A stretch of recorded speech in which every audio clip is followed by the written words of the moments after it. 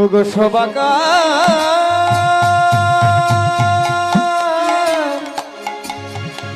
ওগো সবাকার যুগল যুগল রাঙা রাঙা চরণে সবাকার ভক্তবৃন্দের চরণে সবাকার সাধু গুরু বৈষ্ণব চরণে এ দাসের জানাই অসংখ্য কোটি কোটি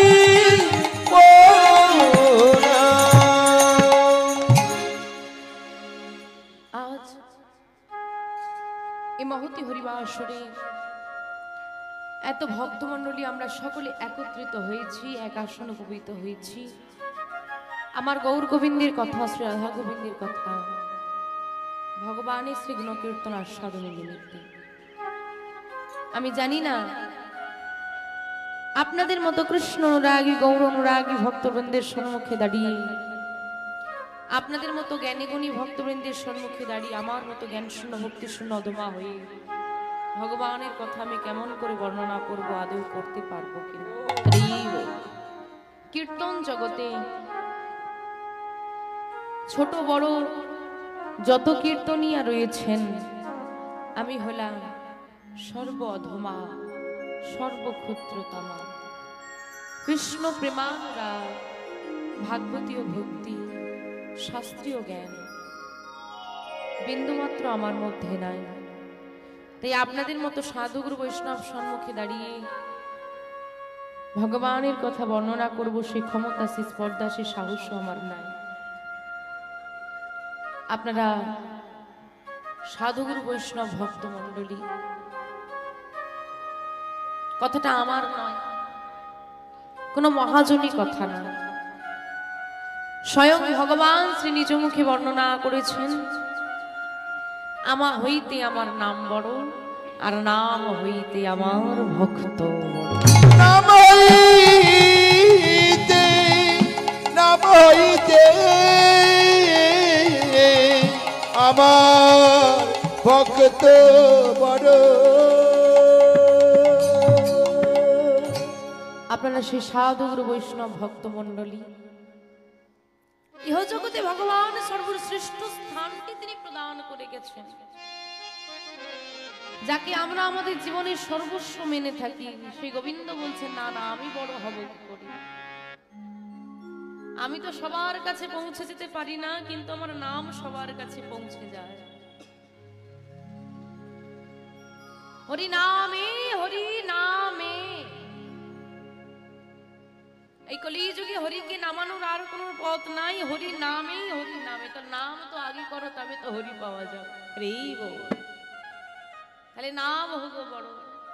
কিন্তু বাবা, যদি কোনো ব্যক্তি, কোনো সাধু, কোনো বৈষ্ণব, কোনো ভক্ত যদি সেই নামের প্রচার না করে, সেই নামের মাহাত্ম্য তো বোঝা যাবে না। এই যে কীর্তন হচ্ছে, এই কীর্তনে ভক্তি বিষয়বস্তু কি, নামের মহিমা কি, তা তো প্রচারিত হচ্ছে। তাহলে কোনো না কোনো ব্যক্তি তো প্রচার করে দিচ্ছে। তাহলে সেই ভক্ত যদি প্রচার না করে, তাহলে সেই মহিমাটা প্রকাশ পাবে কি করে? আর মহিমা না প্রকাশ করলে গোবিন্দের কৃপা লাভ হবে কি করে? আপনারা হলেন সেই সাধুগুরু বৈষ্ণব ভক্ত মণ্ডলী। তাই আপনারা যে যেখানে যে অবস্থায় বসে রয়েছেন, দাঁড়িয়ে রয়েছেন, কাছে রয়েছেন, দূরে রয়েছেন, সেখান থেকেই আপনাদের চরণ ধোলার যৎকিঞ্চিৎ অংশ আমার মস্তকে দান করুন।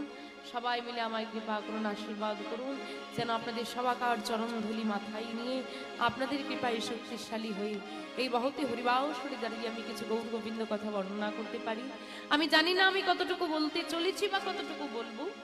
যতটুকুই বলি না কেন, তার মধ্যে থাকবে অসংখ্য ভুল ত্রুটি। ভুল ত্রুটি হবেই বাবা, অবশ্যই হবে। তাই লীলা পরিবেশনার্থী আমি যদি কোনো ভুল ত্রুটি করে থাকি, বাবাদের চরণে অপরাধ করে থাকি, মায়েদের মনে ব্যথা দিয়ে থাকি, অন্যায় করে থাকি, ভুল কথা বলে থাকি, অপরাধ করে থাকি, আমায় নিজ গৃহের সন্তান সম মনে করে ক্ষমা করে দেবেন। শ্রী গুরু নিতাই গৌর সদানন্দ প্রেমানন্দে হরি হরি।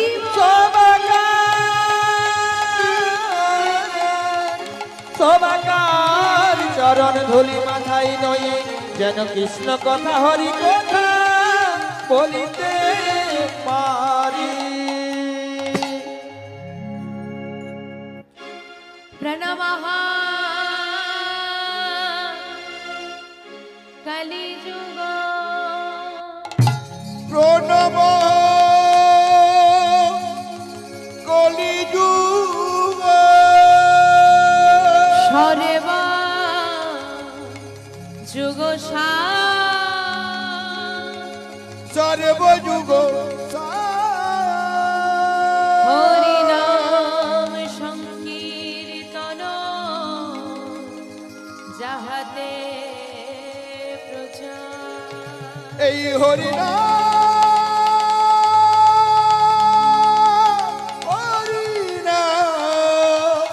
যে যুগেতে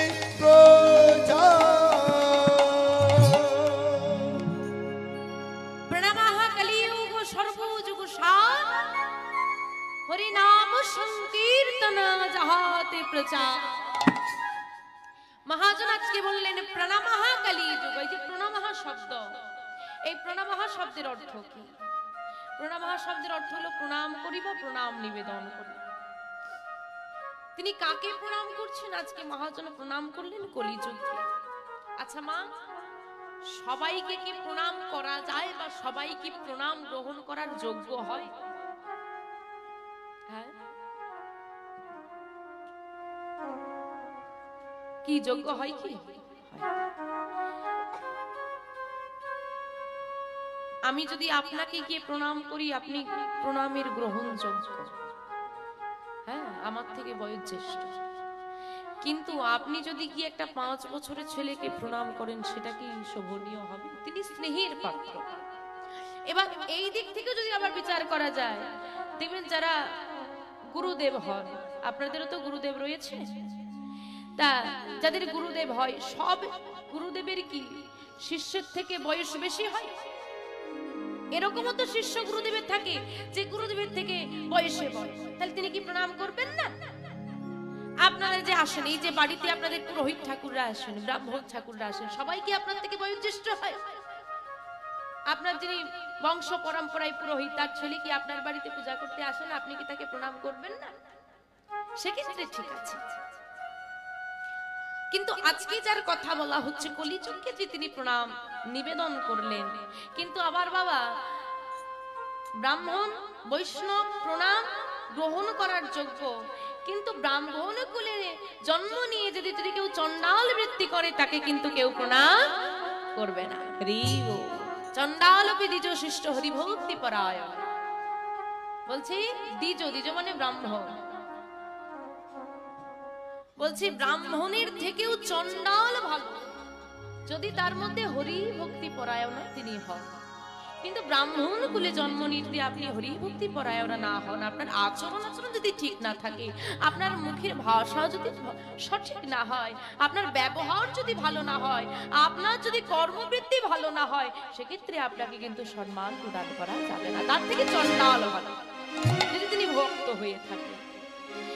তাই বাবা আজকে যিনি মহাজন যাকে প্রণাম নিবেদন করছেন, তিনি হলেন কলিযুগ। এখন প্রশ্ন হলো, প্রতিবাদী প্রশ্ন করছে, হ্যাঁ গো আমাদের যুগ কটা? আমার যুগ কটা গো? যুগ কটা? 4টে, সত্য, ত্রেতা, দাপর, কলি। সব থেকে খারাপ কোনটা? কলিযুগ। আমি এটাই এতক্ষণ ধরে বর্ণনা করলাম। এবার চণ্ডালকে প্রণাম করা ভালো, কিন্তু যে ব্রাহ্মণ কুলে জন্ম নিয়ে তার আচার আচরণ ভালো, তাকে প্রণাম করা যায় না। তাহলে আমরা এখানে পরিষ্কার দেখতে পাচ্ছি 4টে যুগের মধ্যে কলিযুগ খারাপ। তা কলিযুগে এসে কেন প্রণাম ঠুকে দিলেন আমার মহাজন? এখন কলিযুগ তো সব দিক থেকে খারাপ, শোষণ শাসন অত্যাচার অনাচারে ভরে গেছে কলিযুগ, কোনো দিকটা ভালো নাই। তাহলে কলিযুগকে তিনি কেন প্রণাম করলেন? শুধু প্রণাম করেননি, যদি শুধু প্রণাম করতেন তাহলেও মানা যেত। তিনি আবার বলছেন কলিযুগ সর্বযুগ সার। যে সত্য যুগে মানুষ সর্বদা সত্যি কথাই মেতে থাকতো, সত্য যুগে তো 4 ভাগের 4 ভাগই সত্যি ছিল, মিথ্যার কোনো স্থান ছিল না। ত্রেতা যুগে 3 ভাগ সত্য 1 ভাগ মিথ্যা, দাপর যুগে 2 ভাগ সত্য 2 ভাগ মিথ্যা, আর কলিযুগে 3 ভাগ মিথ্যা 1 ভাগ সত্য। 1 ভাগ সত্যের আবার ভাঙন শুরু হবে, এই হচ্ছে দশা। তাহলে সেই কলিযুগ কি করে সব যুগ সার হতে পারে? শাস্ত্রে বললেন কৃতে যদ্ধায়তে বিষ্ণু ত্রেতয়ং যজতে মখৈ দাপরে পরিচর্যাং কলৌ তৎ হরি কীর্তনা। কলৌ তৎ হরি সংকীর্তন। এই যে বাবা এখনো এত কীর্তন হয় চারিদিকে, আজ থেকে আমার থেকে ভালো আপনারা জানবেন, আজ থেকে 20 বছর আগে কিন্তু এত কীর্তন হতো না বাবা, এত ভাগবত পাঠ হতো না, এত হরিবাসর হতো বাবা, হতো না। এখন তো কীর্তন বাজছে, ভক্তির প্রচার বাড়ছে, চারিদিকে মঠ মন্দির তৈরি হচ্ছে, ভক্ত সমাগম হচ্ছে, তবুও এমন কিছু মূর্খ পাপিষ্ঠ লোক এখনো আছে সনাতন ধর্মের মধ্যে, যারা এখনো প্রশ্ন করে, হ্যাঁ গো দিদি হরিবাসরে গিয়ে বসে এই যে 3 ঘন্টা কীর্তন শুনলে ঠান্ডার মধ্যে কষ্ট করে কি পেলে, হরিনাম করে কি পাবে? একটা কথা বলি রাখি শোনো, এই যে হরিনাম করে কি পাবে এই কথাটা বলার জন্য যে মুখটা তুমি ব্যবহার করছো, এটা ওই হরির দেওয়া। হরিনাম করে কি পাবো এটা বলার জন্যও ক্ষমতাটা যে তোমাকে দিয়েছে তিনি হলেন হরি, না হলে ওই বলার ক্ষমতাটাও তোমার থাকতো না। তুমি হ্যাঁ আয়ু তো সবে 50 বছর ঠেকবে কিনা সন্দেহ, সারাদিন অনাচারে মেতে আছো, বসবাস করছো কলিযুগে। তাকিয়ে দেখো সত্যযুগ, তাকিয়ে দেখো ত্রেতা, তাকিয়ে দেখো দাপর, কে বাদ গিয়েছে? আজকে তুমি কলিযুগে জন্ম নিয়ে তোমাকে হরিনাম রূপ সাধনা দেওয়া হয়েছে, সত্যযুগের মানুষকেও সাধনা করতে হয়েছে, তুমি বাধ্য। কেন করব প্রশ্ন করো না, তুমি করতে বাধ্য। সত্যযুগের সাধনা ছিল ধ্যান, ত্রেতা যুগে যাগযজ্ঞ, দাপর যুগে পূজা পরিচর্যা এবং কলিযুগে হরিনাম। প্রত্যেকটা যুগে যুগে জীব সাধনা করেছে, তাই তোমাকেও করতে হবে। তাই মহাজন বললেন এই কলিযুগ সব যুগ সার, কেন না তোমাকে ধ্যান করতে হলে সংসারে করা যাবে না, যজ্ঞ করতে হলে বহু অর্থ ব্যয় করতে হবে। যে বাবা আজকে এইখানে হরিনাম যজ্ঞ করাচ্ছে, এমনি এমনি হচ্ছে? হ্যাঁ, কত অর্থ ব্যয় করতে হয়েছে। আরে ছাড়ো বাবা সবার কথা, আমি তো এমনি আসবো, বাকিটা পরে বল। আগে আমাকে ফোন করলেও জিজ্ঞেস করবো কত দেবে বলো, তারপর যাচ্ছে। হরি বল হরি বলতে এত অর্থ ব্যয় করে তবে এই মহাযজ্ঞ চলছে, তাই তো? যজ্ঞ আমাদের সবার পক্ষে সম্ভব হবে না। পূজার্চনা যদিও হয় নিঃস্বার্থ হয় না, তাই তো? নিঃস্বার্থ পূজা হয়, হয় হয় হয়। বাড়িতে পূজা হলে নিজে পরবে 1000 টাকা দামি পোশাক, আর ঠাকুরের জন্য হাট থেকে ছোট শাড়িটা কিনে আনে, কম খরচে হবে। আর চাওয়ার বেলা ধনং দেহি যশং দেহি বিদ্যাও দেহি, সব দাও নাও পচা গলা দেব। এই তো আমাদের স্বার্থ, তাই না? পূজা করতে হলে তোমাকে নির্দিষ্ট বিধি নিয়ম মানা লাগবে, নির্দিষ্ট সময় আছে, নির্দিষ্ট দিন আছে, নির্দিষ্ট স্থান আছে। যজ্ঞ করতে হলে নির্দিষ্ট স্থান পাত্র তোমাকে বিচার করা লাগবে। যজ্ঞ করতে হলেও তোমার বহু অর্থ ব্যয় করতে হবে। হ্যাঁ, তোমাকে ধ্যান করতে হলে সংসার পরিত্যাগ করে জঙ্গলে চলে যেতে হবে, গুহায় গিয়ে বসে যথাযথ নিয়ম মেনে তোমাকে ধ্যান করতে হবে। যেমন তাকিয়ে দেখুন, লক্ষ্মী দেবীকে নিজ স্ত্রী রূপে পাওয়ার জন্য সুতপা মুনি করেছিলেন ধ্যান। সত্য যুগে ত্রেতা যুগে শ্রী রামচন্দ্র নিজে করেছিলেন অশ্বমেধ যজ্ঞ। দাপর যুগে ভগবান শ্রীকৃষ্ণ তার পরিবার বর্গকে নিয়ে গিরি গোবর্ধন পূজা করতেন, আর কলিযুগে গৌরাঙ্গ মহাপ্রভু এসে দাঁড়ে দাঁড়ে হরিনামের প্রচার করিলেন। এই কলিযুগ কেন সার? এই কলিযুগের এমন সাধনা, প্রত্যেকটা যুগের যে সাধনা ছিল তার জন্য নির্দিষ্ট স্থান কাল পাত্র দিন ক্ষণ বিচার করা লাগতো, কিন্তু কলিযুগের কোনো স্থান কাল বিচার করা লাগে না, কোনো দিন ক্ষণ দেখা লাগবে না, কোনো তিথি দেখা লাগবে না, কোথায় আছো দেখা লাগবে না, কি পোশাক পরে আছো দেখা লাগবে না, সর্বদা সাধনা করা যায়। এমন সুযোগ সুবিধা কোথায় পাবে যেখানে সর্বক্ষণ সাধনা করা যায়, যেখানে ঘরের কাজও হবে আবার সাধনাও হবে। হাতে করো কাম আর মুখে বলো নাম, তাতেই উদ্ধার। হ্যাঁ, যে কলিযুগে হরিনাম সংকীর্তনের প্রচার, সে যুগের মতো যুগ হবে না আর হবার নয়। তাহলে আপনি বলবেন যে মা তাহলে কি এই নাম কলিযুগেই ছিল, অন্য কোন যুগে ছিল না? এমনটা একদমই নয়।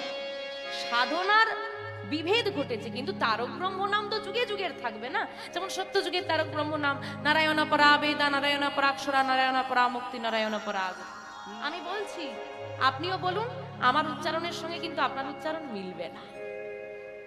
আপনি তো দেখেই পড়বেন, আমিও তো দেখেই পড়ছি, কারণ আমাদের উচ্চারিত না হয়ে হয়ে জিহ্বা আড়ষ্ট হয়ে গেছে। কতজন জানি এই মহামন্ত্র না, কিন্তু কলিযুগের এমন সত্যযুগে নাম রচিত হয়েছে কিন্তু পুঁথিবদ্ধ হয়ে রয়ে গেছে, প্রচার হয়নি। একমাত্র কলিযুগ এবং ব্যতিক্রমী কলিযুগ, যে কলিযুগে যার নাম তিনি স্বয়ং এসে দাঁড়ে দাঁড়ে প্রচার করেছে, যার নাম সেই প্রচার করছে দাঁড়ে দাঁড়ে গিয়ে। কেমন করে? দাঁড়ে দাঁড়িয়ে এসে হাতে পায়ে ধরে অযাচিত ভাবে নাম দিল। হ্যাঁ গো ও মা, আপনাদের এখানে আনারস পাওয়া যায়? পাওয়া যায়? খাও, ভালো লাগে? বাহ, বৃন্দাবনের আনারস কোনোদিন পান করেছো? তাহলে আর করলে কি? এখানে ল্যাংচা মিষ্টি পাওয়া যায়, খাও। ল্যাংচা কোথাকার বিখ্যাত? হ্যাঁ, ল্যাংচা কোথাকার বিখ্যাত? নাম শোনোনি? কোথাকার গো বাবা? শক্তিগড়ে। তো আপনাদের এখানে তো ল্যাংচা পাওয়া যায়, শক্তিগড়ের ল্যাংচাটা কতটা ভালো একটু পরখ করে দেখতে হবে না জীবনে? মোয়া তো এখানেও পাওয়া যায়, জয়নগরেও পাওয়া যায়। জয়নগরের মোয়াটাই কেন সবাই খোঁজে? একটু পরখ করে দেখতে হবে না কতটা ভালো? তা আনারস তো আপনাদের এখানেও পাওয়া যায়, বৃন্দাবনেও পাওয়া যায়। তা বৃন্দাবনের আনারসটা জগৎ জোড়া নাম, তা আপনাদের আনারসের থেকে বৃন্দাবনের আনারসটা কতটা ভালো সেটা পরখ করে দেখা লাগবে। এই আনারস আজকে খাবেন, 2 দিন 3 দিন 4 দিন মনে রাখবেন, 5 দিনের দিন ভুলে যাবেন। কিন্তু বৃন্দাবনের আনারসটা যদি কেউ একবার মন প্রাণ দিয়ে আস্বাদন করতে পারে, ও জীবন ফুরিয়ে যাবে তবু ভুলতে কোনোদিন পারবে। বুঝতে পারলে? তা নেবে? বৃন্দাবনের আনারস নেবে? আমি দিলে নেবে? ঠিক তো? আনারস আনারস ওই বৃন্দাবনের রাধা গোবিন্দের লুকায়িত প্রেমের রস আমার নিতাই গৌরী কৃপা করে আনিলেন। ওই আনারস, যে রস আজকে আপনারা এই মহতী হরিবাসরে বসে আস্বাদন করেছেন, বলো বলো এটা কি এখানকার? যদি বৃন্দাবন থেকে আমার নিতাই গৌর নয় এমন সুন্দর হরিবাসরে বসে কি আমরা পান করিতে পারিতাম? এই হরিবাসরে বসে কি আমরা পান করিতে পারিতাম? এগো মা, এই যে বসে আপনারা কীর্তন শুনছে, এটা কি এখানকার? আনারস এখানকার নয়, ওই বৃন্দাবন থেকে আনারসটা আজকে আপনারা আস্বাদন করছেন। নিয়ে লোকে আমার নিতাই গৌর আর নিতাই চাঁদ নিয়ে এসে বলছে ধরলা। হ্যাঁ গো, শুধু কি নিয়ে এলে হবে? মায়েরা কোথাও বেড়াতে গেছে, তাই তো? বেড়াতে গিয়ে কিছু কিনে আনে, নিয়ে এসে কি করে? এই এই এই শোন, হ্যাঁ আমার ওই ননদ আছে, তার জন্য একটা ভালো দেখে কানের নে গিয়ে দিতে হবে। ঘুরতে গেলে